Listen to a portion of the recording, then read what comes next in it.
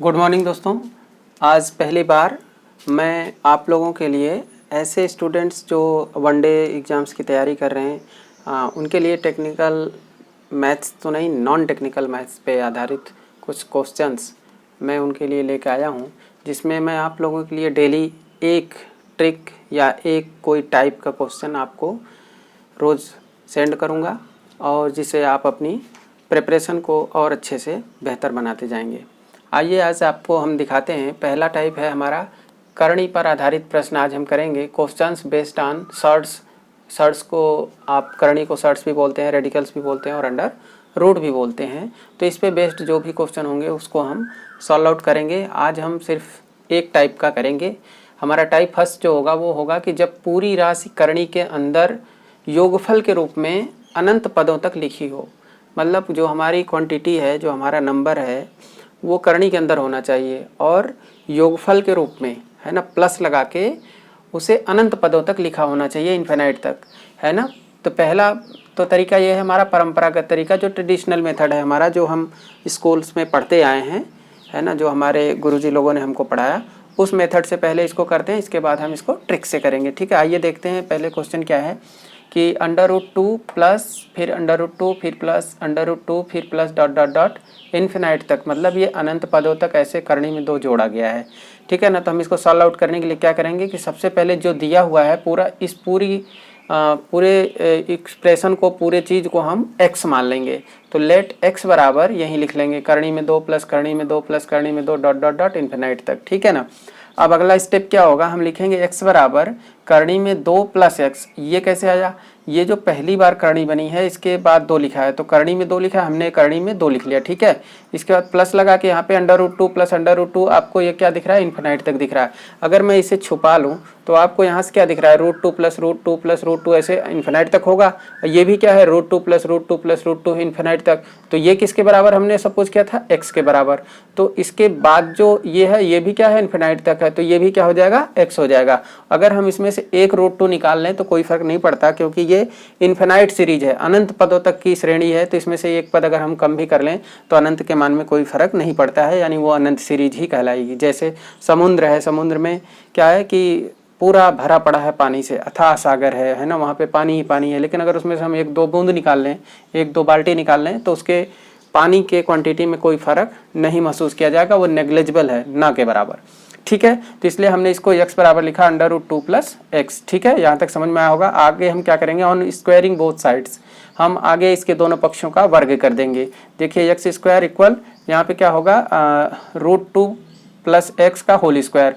अब स्क्वायर करने पे क्या होता है कि रूट हट जाएगा, तो x² इक्वल होगा 2 प्लस x। ठीक है, फिर अगली लाइन में आएगा x², इसको हम इधर ट्रांसपोज करेंगे -x, इसको भी इधर, तो -2 हो जाएगा। आपको पता होगा कि बराबर के जब राइट साइड में या लेफ्ट साइड में कोई पद हो और जब उस दूसरी तरफ जाए, राइट से लेफ्ट या लेफ्ट से राइट, तो उसके साइन चेंज हो जाते हैं। तो इसलिए ये -2 और ये इधर -x हो गया बराबर 0।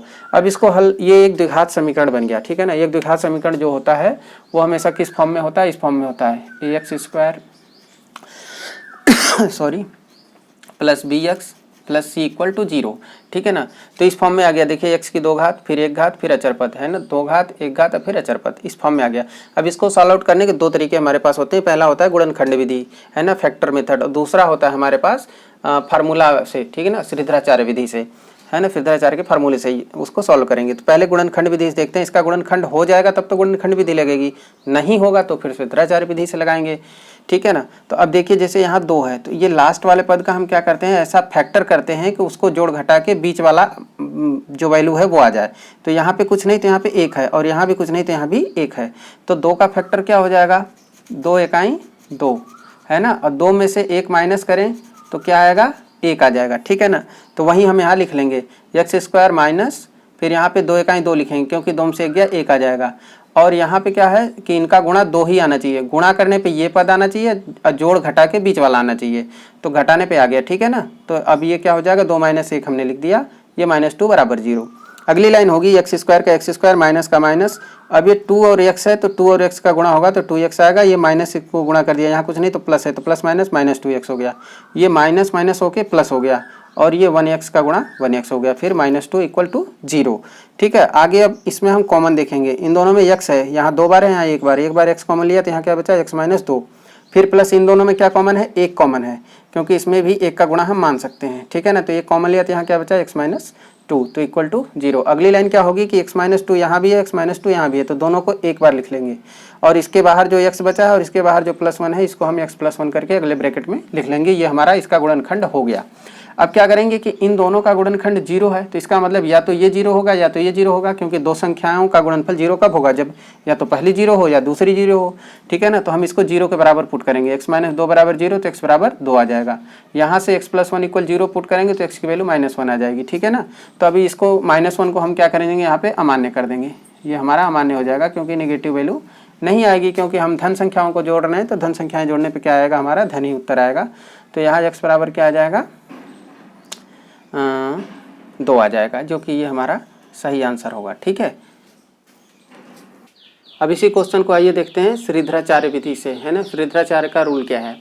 श्रीधराचार्य ने बताया कि अगर कोई क्वाड्रेटिक इक्वेशन द्विघात समीकरण ax² + bx + c = 0 के फॉर्म में हो, तो इसमें से x की जो वैल्यू हम निकालते हैं उसको निकालने का तरीका है कि यहाँ हम -b ± करणी में b² - 4ac/2a लिखेंगे। ये हमारा फार्मूला है, इसको आपको लर्न करना होगा। ठीक है ना, अब ABC क्या है, तो यहाँ पे ax² लिखेंगे + bx + c = 0। यहाँ पे कंपेयर करेंगे, x² मिल रहा है तो a की वैल्यू 1 आ जाएगी, यहाँ x मिल रहा है तो b की वैल्यू -1 आ जाएगी और c की वैल्यू क्या आ जाएगी, -2। ठीक है ना, इनको पुट करेंगे, x इक्वल होगा माइनस, देखिए फार्मूले में है, फिर b लिखना है तो b की वैल्यू -1 ब्रैकेट में लिखा, फिर प्लस माइनस है, प्लस माइनस लगा, फिर √b² है तो हम -1 का स्क्वायर करेंगे, फिर माइनस लगाएंगे, फिर 4 है 4 लिखेंगे। a की वैल्यू क्या है, देखिए a की वैल्यू 1 है तो 1 लिखा, इंटू c की वैल्यू कितनी है -2, वो -2 लिखा, बटे में 2, और a की वैल्यू 1 है तो वो 1 लिखा। सारी वैल्यू हमने पुटअप कर दिया। अब आगे इसको थोड़ा हम हल करेंगे, तो माइनस माइनस क्या होता है प्लस, तो ये +1 हो गया, फिर प्लस माइनस है उसे लिख लिया, करणी में -1 का स्क्वायर क्या होगा, माइनस माइनस +1, और यहाँ पे क्या होगा, 4 एकाएं 4 और 4 दूनी 8 हो जाएगा, और ये माइनस और ये माइनस, तो माइनस माइनस मल्टीप्लाई हो गए क्या होंगे, प्लस, तो +8 और +1 कितने हो जाएंगे, +9। अगली लाइन में +9 होगा, प्लस माइनस का प्लस माइनस, 1 का 1। ठीक है ना, 1 + 1 बात एक ही है, नहीं लिखा तो भी वहाँ अंडरस्टूड है कि वो +1 ही होता है, अपॉन 2, क्योंकि 2 एकाएं 2 तो 2 हो गया। ठीक है ना, यहाँ तक समझ में आया आपको।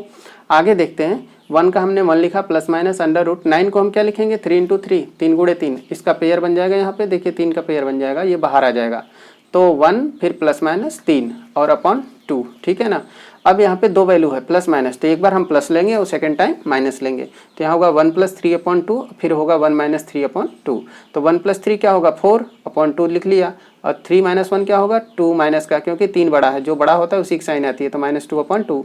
अब इसको कैंसिल करेंगे, देखिए 2 से करिए 2 दूनी 4, और 2 से इसको करिए 2 एकाएं 2, तो क्या आएगा 2 और -1। ठीक है ना, x का मान क्या आ गया 2 और -1। हम क्या करेंगे, नेग्लेक्टिंग नेगेटिव वैल्यू, जो नेगेटिव वैल्यू है, ये नेगेटिव है ना, इसको हम क्या करेंगे, नेग्लेक्ट कर दें, इसे नहीं लेंगे, तो दैट इज x की इक्वल क्या हो जाएगा -1 नेग्लेक्ट हो गया, देयरफॉर रिक्वायर्ड आंसर क्या हो गया हमारा 2 हो गया। तो इस तरह से इसका हम आंसर 2 निकालते हैं, जो कि हमारा ट्रेडिशनल मेथड था, हमने स्कूल में इस तरह से पढ़ा था, तो इस तरह से सॉल्व आउट किया। अब इसकी ट्रिक्स हम देखते हैं। आइए अब क्वेश्चंस को हम ट्रिक के माध्यम से इनको सॉल्व करने का प्रयास करते हैं। देखिए जैसे लिखा है √2 + √2 + √2 + ... इन्फिनाइट तक, तो हमको सिर्फ ये दिखना है कि ये रूट में हो, सारी संख्याएं रूट में है, अंडर रूट में ये है, फिर उसके अंदर भी रूट में है, फिर उसके अंदर भी रूट में है, ये इन्फिनाइट तक होनी चाहिए और प्लस में होनी चाहिए। ठीक है ना, तो ये प्लस में भी है और इन्फिनाइट तक होनी चाहिए, ज़रूरी है कि ये इन्फिनाइट तक हो। ठीक है ना, तो ये अब इसको क्या करेंगे, जो संख्या लिखी है 2 उसी को लेंगे, इसका फैक्टर करेंगे, तो क्या होगा 2 एकाएं 2। अभाज्य गुणनखंड उसका ऐसा आना चाहिए कि वो क्रमागत हों, है ना, बिल्कुल मतलब कंसेक्यूटिव नंबर होने चाहिए, जस्ट एक दूसरे के बाद आने वाला, क्योंकि कंसेक्यूटिव नंबर जो होते हैं, जो क्रमागत संख्याएं होती हैं, उनमें 1 का अंतर होता है, क्योंकि 2 में से 1 घटाएंगे तो कितना आएगा 1 का अंतर होना चाहिए, है ना। तो 2 का फैक्टर हम ऐसा ढूंढेंगे कि जिसमें 1 का अंतर हो, तो 2 एकाएं 2, 2 में से 1 गया 1। ठीक है ना, तो अब इसके जो दोनों फैक्टर थे उन्हीं को देखना है, तो ये जो बड़ा वाला फैक्टर होता है ये पॉजिटिव होता है और छोटा वाला क्या होता है नेगेटिव होता है, तो हमें बड़ा वाला लेना है पॉजिटिव वाला, तो इसलिए इसका आंसर क्या आ जाएगा 2 आंसर आ जाएगा। ठीक है ना, इसका आंसर 2 आ जाएगा। सेम ऐसे ही √6 plus √6 plus √6 dot dot infinite तक है। हम 6 को लेंगे, फैक्टर करेंगे तो इसका 6 1 जा 6 भी होगा, लेकिन जब आप 6 में से 1 माइनस करेंगे तो 5 आएगा।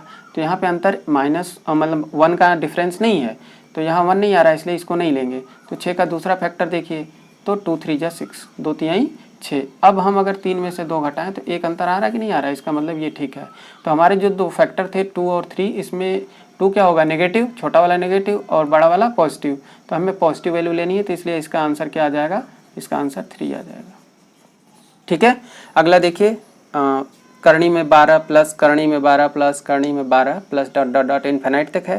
तो इसको क्या करना है, 12 को लेना है, इसके फैक्टर लिखना है, वैसा फैक्टर लिखना है जिसमें एक का अंतर हो। देखिए 6 दूनी भी 12 होता है, लेकिन 6 में 2 का डिफरेंस करेंगे तो कितना आएगा, 4 आएगा, तो इसलिए हम ये नहीं लेंगे।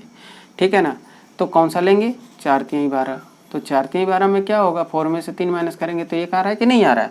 तो अब यहाँ पे आप देखिए 4 बड़ा है, 3 छोटा है, तो हम कौन सा आंसर लेते हैं, बड़ा वाला। तो इसलिए इसका आंसर क्या हो जाएगा, 4 हो जाएगा।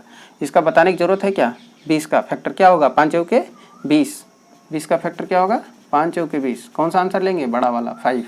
ठीक है ना, इसका आंसर 5 आ जाएगा। ठीक है, नीचे क्या है 30, 30 का कौन सा करेंगे, 10 3 30, नहीं जी 10 3 30 नहीं करेंगे, क्योंकि 10 में से 3 घटाओगे आप तो 7 आएगा। तो इसलिए कौन सा लेंगे, 6 5 जा 30, 6 5 30, 5 छोटा है 6 बड़ा है, आंसर कौन सा होगा, बड़ा वाला 6। ठीक है, उम्मीद है आपको ये सब समझ में आया होगा। ठीक है ना, ऐसे ट्रिक्स से हम कर लेते हैं, जल्दी से समय बच जाता है हमारा। आगे मैं क्वेश्चन देखिए, यहाँ पे 6 7 8 9 10 ये आपके लिए दे रखा है, इनको आप करिए, सॉल्व आउट करिए और इनके आंसर आप कमेंट बॉक्स में ज़रूर भेजिए मुझे, जिससे मैं पता कर सकूं कि हाँ आप समझ गए हैं। और बने रहिए मेरे साथ, इस तरह के आगे भी हम आपके लिए एक एक ट्रिक्स पर डे लेके आता रहूँगा और इस तरह से आपको समझाता रहूँगा और आपकी प्रिपरेशन बनी रहेगी। वीडियो को समझ में आया तो ज़रूर इसे लाइक करें, सब्सक्राइब करें और लोगों के साथ शेयर भी करें। बहुत बहुत धन्यवाद।